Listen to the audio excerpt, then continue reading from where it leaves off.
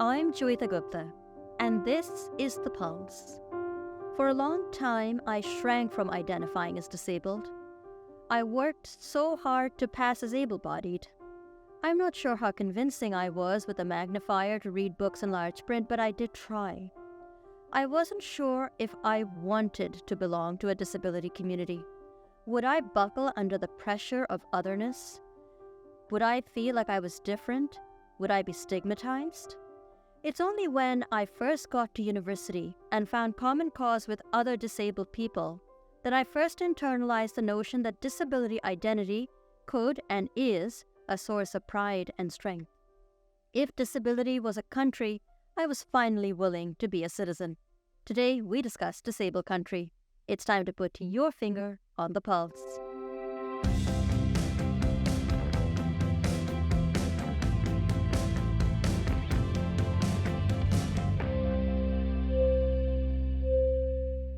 Hello and welcome to The Pulse on AMI Audio.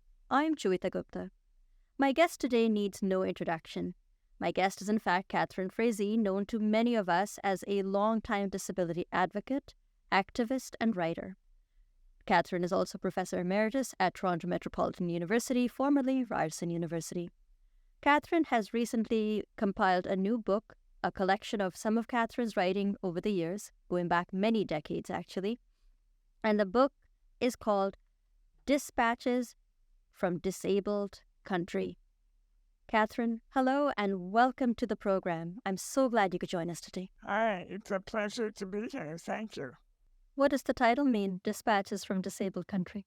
Well, I think that your introduction set this up just perfectly because we choose, many of us, as disabled people, at a certain point in the trajectory of our lives to embrace our citizenship in disabled country, and we can talk about that a bit more, but I think the title, which was the brainchild of one of my editors, Michael Orsini and Christine Kelly, the title is really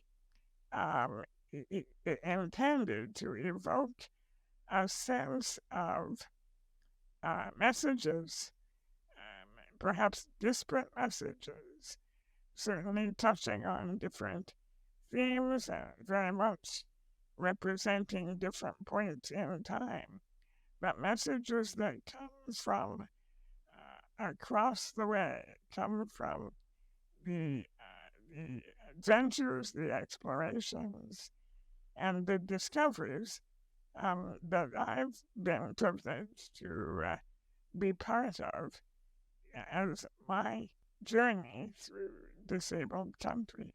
The book is a collection of your writing, and some of your writing goes back over 20 years.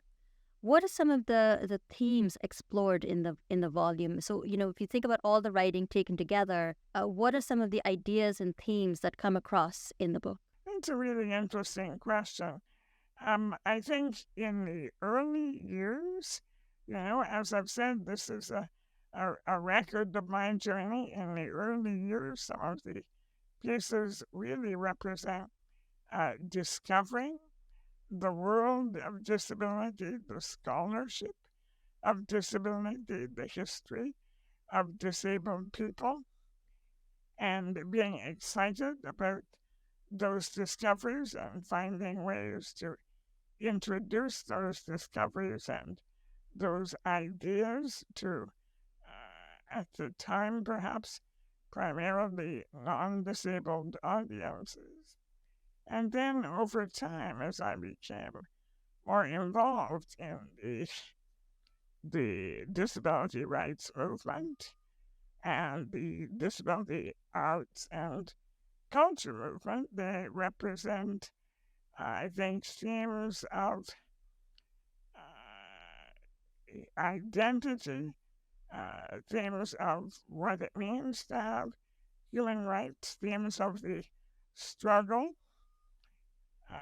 for recognition and protection of our human rights, and themes of how we express our humanity, how we contribute to the arts, to culture, to history, to scholarship, to philosophy, to law, to many fields of endeavor. And then just a third area I would highlight is the relationship that we have to the medical world. Much of our identity as disability rights activists or people who identify as citizens of disabled country, it may be premised in the idea of a social model of disability that sees our lives and our bodies as something more than a medical problem. So I think there are challenges to the dominance of medicine throughout the narratives that are perhaps also evident when you take a big picture look at the text. But you're such a prolific writer, and you've written so much over the years, poetry, you have a blog, given so many lectures. How did you decide what to include and, more importantly, what to leave out? I know if it were me, I'd want to put everything in. I had a lot of help to read. My editors, in fact, I'd had a conversation with Michael and Christian, the book's editors, years ago, and they had encouraged me to write a book, and that they would assist in getting it published. But, I was teaching, I was very heavily involved in activist work, and I didn't have time. I'm a great procrastinator, and I write when there's a deadline, but when there's an open invitation, it's a lot harder for me to deliver. So, to make a long story short, at one point, Michael and Christine came to me, and after years of cajoling me to write a book, and me coming up empty-handed, they said, "You've written a lot. Why don't you give us access to all of your files, your lectures, your public addresses, your creative writing? Just give it all to us, and we'll pick." And so they made the initial selections because I know you're right, Joeita, to a certain extent. You have a certain fondness, maybe for everything that you've written, but over time, oh boy, it doesn't all hold up. And your ideas change, and I have to say, when I looked at the whole package, my favorite piece is almost always the last piece I wrote. And deciding what else to include would have been very difficult. Some of their selections, I thought, really? You want to put this on? Just not in. But then I began to understand the concept that I give them credit for of chronicling a journey and showing a transition around evolution of thought in the course of not just my lifetime, but a few decades of a movement, and giving us a sense of the continuing evolution of what it means to be disabled.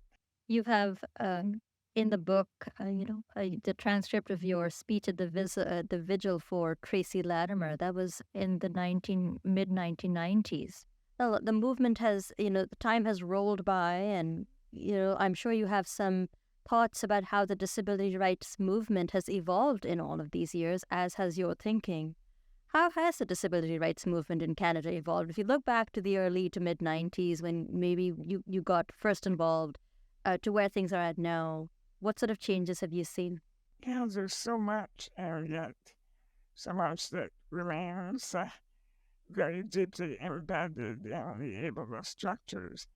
I think some of the things that have evolved are understanding of the complexity and the tenacity of the problem of ableism, and language for talking about barriers and discrimination and oppression has evolved to keep up with a more and more sophisticated and nuanced analysis of the social problems around disability.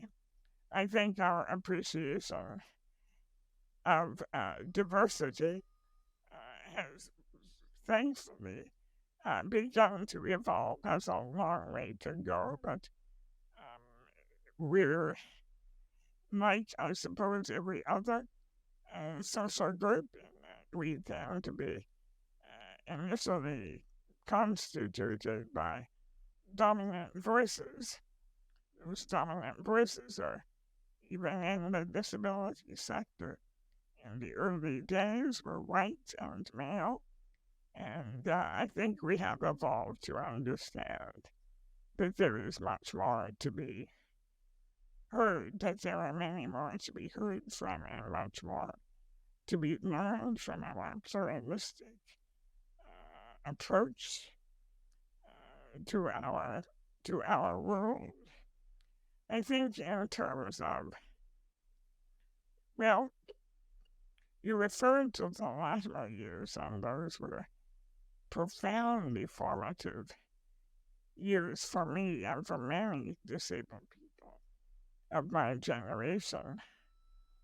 We found in ourselves and in our collective movement a strength and a fierceness and a grit to fight to defend the lives of disabled people and to demand justice for people like Tracy Latimer. And we haven't ever lost that sense of collective power.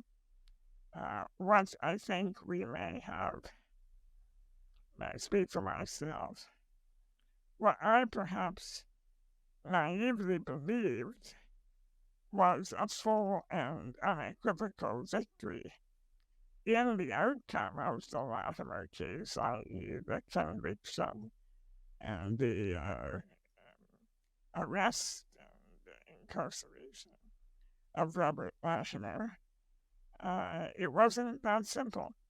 Time has proven that the devaluation of disabled people's lives has continued. It has deep roots and multiple manifestations. And so part of our evolution, or mine anyway, has been learning how very complex and pernicious those eugenic underforces or undercurrents of our culture are, and how very hard we have to work to uproot and resist them.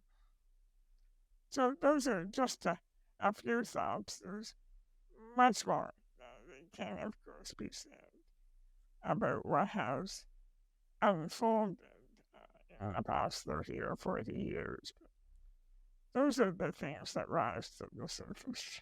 When I think about some of what you just said about the devaluation of the lives of people with disabilities, one of the things that has troubled me a lot in the last few years is the conversation around medical assistance and dying. Spent a lot of time, I produced a documentary about it for this channel. I did a whole lot of other research, and there's such a schism in Canadian society about assisted suicide and people who think it's a dignified way to end someone's life versus people with disabilities and advocates who are saying that it isn't the best option out there. In one of the essays in the book, you are noted as saying that it's unlike that the law is now the fact of the land. You're not really ever maybe we won't see a change in the law, but we still have to tussle with many of the debates around medical assistance in dying. Where are you at in terms of the tussle, or in terms of trying to resolve some of the debates that the legalization of assisted death have spawned in Canadian society? Yeah, thanks for that question, Joeita. Indeed, as you know, the entire first section of the book is really primarily focused on this issue of medical assistance and dying. So I'm very concerned about it. And, I do agree. I certainly said in one of the essays in the book that the Supreme Court's decision on Carter is here to stay, at least for the foreseeable future. I mean, we thought the decision in Rodriguez was here to stay. It was 20 years before Carter. So, 20 years from now, who can say? But for now, Carter is the law of the land. But where all the tussles, I think, begin is in our various ways of interpreting Carter. And certainly my interpretation, and you can read about it, there are certainly legal analysts who would support the proposition that Carter is meant to be a system of, or the medical assistance in dying is meant to be a way of easing people who are already in the process of dying toward death by giving them a little more control over the precise time and manner of that death. I would argue that that was what we had in Canada's original made law, that it was a law that, as the Attorney General at the time said, struck a delicate balance between the requirements for respecting autonomy and the requirements for protecting the rights and the dignity of all persons. Carter, the original interpretation of Carter, was that MAID would be available to people who were approaching the end of their natural lives. So whether you had lived your life as a disabled person or a non-disabled person, it wouldn't matter. There was no discrimination. If you were reaching the end of that life, and if you chose to bring it to a close differently than allowing your illness to run its course, then a doctor would be authorized at your request to assist you to die.